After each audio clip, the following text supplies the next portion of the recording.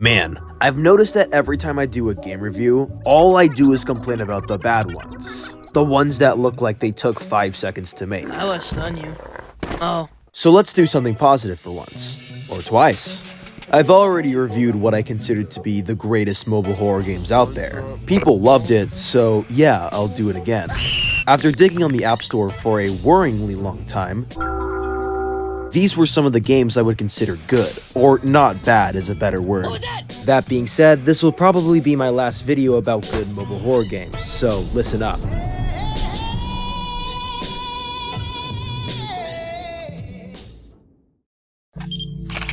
Late Night Shopping is the first game I'll be showing you. It's a simple game with only a few areas, but there's a kind of charm to it, and I feel like more people should know about this. It starts with a cutscene. You're driving home, and then the phone goes off. It's Mom! She wants you to get a couple things at the convenience store, located in Memphis. The first thing you'll notice is the game's stylized graphics. It's heavily pixelated with a VHS filter over it. And also, this game runs really well. I've played a handful of mobile games where they run terribly, so this was a nice change of pace. Anyways, something that's scarier than a gas station in Memphis is a haunted gas station in Memphis. Welcome. Let me know if I can help you with anything. Alright, Jeff seems fairly chill. We get specific items in the aisles and put them on the counter. However, it would appear the tuna pizza caused the lights to go off.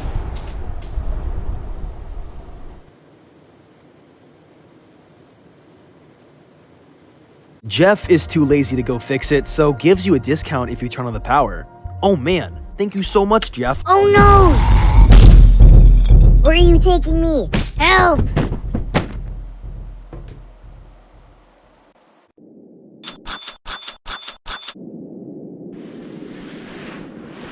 You wake up. You wake up underground, locked in a cell. Turns out though, the main character is really strong, and the door soon breaks. Things go from 1 to 100 to 1,000 now, as an elevator is down here for some reason. This actually reminds me of a popular custom map that was made on Gmod. In that map is a 7-Eleven, and that too has an elevator where when you go down, spooky creatures appear as you explore some kind of mineshaft. I wouldn't be surprised if this game was inspired by the 7-Eleven in Gary's mod. Find out if he blends. Unlike that map, this elevator breaks and crashes, and now the final part of the game begins. I love the use of the flashlight in this game. You can barely see anything, but in a good way. Combined with the pixelated art, this has a vibe to it that reminds me of other games like Lost in Vivo. You have to get out via a ladder hatch, but to get there, you need to open a cell gate, then a vault, and other various doors that need keys to them. You also need to avoid Jeff. Jeff's design is pretty decent. The bright blue hat he wears helps the player know where he is since he'd otherwise blend in with the shadows. So no racist. You will die to him a lot, as this map is really small, but you don't lose progress when you die, so that's cool. The gameplay itself reminds me of Granny, where you can only grab one item at a time. There's also lockers to hide in like every other horror game. And like every other horror game, the monster just assumes you're never in there. What? Does he see me? He's been outsmarted. It's fairly inoffensive since every other game does that. Though I did notice that an ad would play every time I died. Thankfully, turning off the Wi-Fi helped, and I was able to properly play the game. Anyways, after mining rocks, unlocking doors, pulling levers, you step into what seems to be a laboratory. Plot twist, the Jeff guy you saw is a clone. Who knows? Multiple missing papers are seen of various people, and some tubes in the lab even have a clone in them. Spooky. And yeah, after that, you climb up the ladder and get back to the surface. The game ends with you running away in a forest. This game was pretty alright. The monster and story was decent, and I especially loved the art style. There's even a link here that sends you to the guy's YouTube channel. How cool is that? Like I said though, it's really simple, and as such, isn't that replayable. Also, it's 600 megabytes, but the game only had like 4 areas. But for what little was in this game, the atmosphere and overall gameplay was good. It's shocking that there aren't more games like this. Thanks, man. SARCOPH is unique in that I think it has the scariest creature ever conceived in a mobile horror game. There's also no intro, no cutscene, you're just straight into the game and have to survive. There is a subtle tutorial though, as you have to get out of an elevator via using a crowbar. This teaches the player how to move around, that you can interact with objects, and even tells you via writings on the walls what you have to do.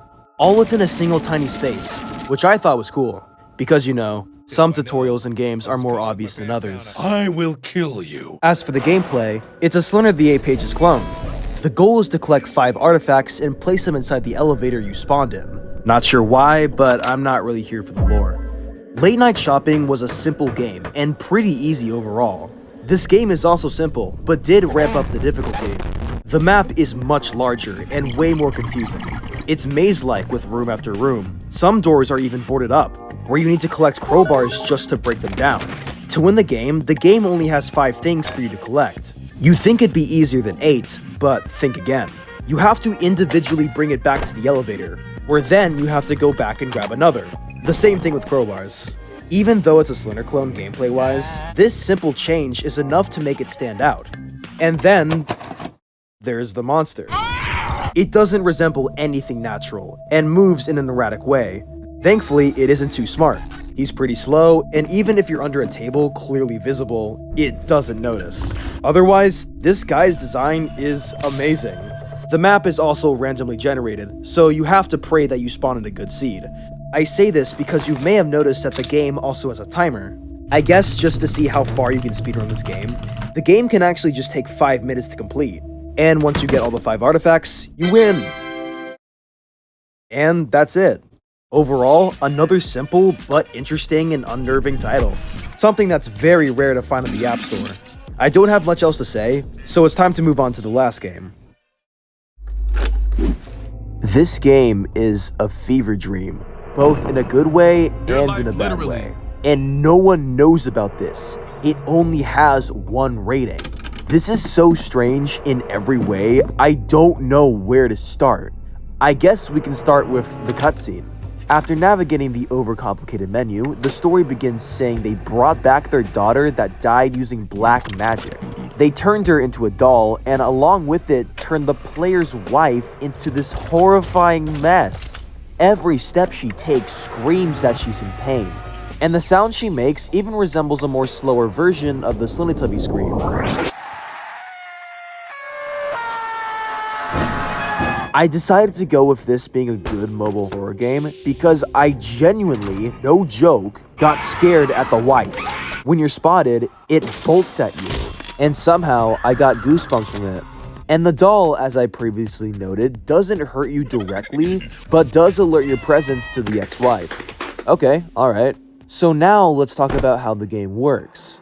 Basically, I guess you just live in this house regardless of the situation you're in. 30 McDonald's drinks here. Because each day, you need to do tasks like finding a wrench to fix the fuse box. So you know, just another typical day in suburban house life. You can go outside in this game, but instead, the ground is coated in a blanket of flesh. I can only imagine the stench. The setting of this is otherworldly. One of the other tasks is having to follow a severed hand that simply belongs to the victims. Following it leads you to a cavern made of flesh and blood, almost looking like it's alive. The hand slowly leads you to your wife's wedding ring, and then the day's done. What the fuck? There's this cool mechanic I noticed in an item that is an eyeball wrapped around a ring of gore. This eyeball allows you to scan your environment in a safe manner. It scans the environment so well that you can even go out of the map and into the void. At least I can play a movie in my spawn to relax a bit. What the fuck? Okay, but here's the thing. The game's scary, but it's so polarizing to me. For one, the music in this game was obnoxious. It didn't fit the game at all. Thankfully, there was an option to turn it off. The UI of this game is also overly complicated. There's so many buttons and makes the screen look chaotic and messy. And in the description, it describes itself as a quirky horror game about unknown worlds with farts? Is this game a joke? This feels sketchy and unprofessional, but I think the weirdness of that only contributes to the game's strange atmosphere. The guy who made this, by the way, Protein Beer, only ever made this game, and that's it. It's so weird. Okay, well, I've been staring at the script for this for a while now, and I don't think I have anything else to add. I think I've said what I needed to say. I did enjoy this game though. It's like a guilty pleasure of mine.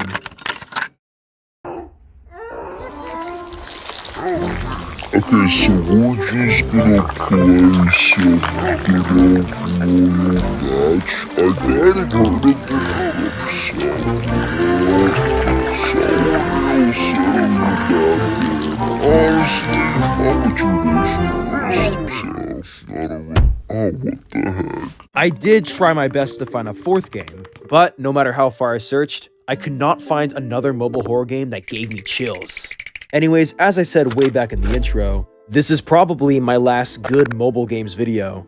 The App Store for more than half a decade has been flooded with crappy, soulless titles that only serve to kill your free time. And that's just in general.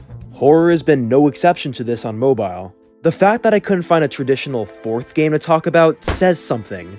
Some games definitely were high in production, no doubt, but weren't really that scary to me. That's why I'm making this video after all. There was this game I tried playing called Boiled Horror, which is based off of this ARG. It did have a nice vibe to it, but wasn't scary, and it was too slow, and literally nothing happened when I played it. I also tried games that were paranormal, but nope. Guys, I did try. I did try to find scary games. It's impossible. So yeah, thank you for watching, and I'll see you sometime in the future. Goodbye. Wow, I haven't said that in a while. Oh, you thought this video was done? Think again. Anyways, before I go, if you want to see more Sournale content, here is my website. There's everything from secret videos to Half-Life 2 and Counter-Strike source maps, and a whole gallery of Sournale fan art that I even put on my front door, which is like the last thing I see before I go to bed because I like seeing all of your like funny creations and stuff like that. So if you want to be on Sournale's front door, just email me. It's on my about page. Make a funny drawing and shit like that. Anyways, I gotta go to bed. So for real, bye bye.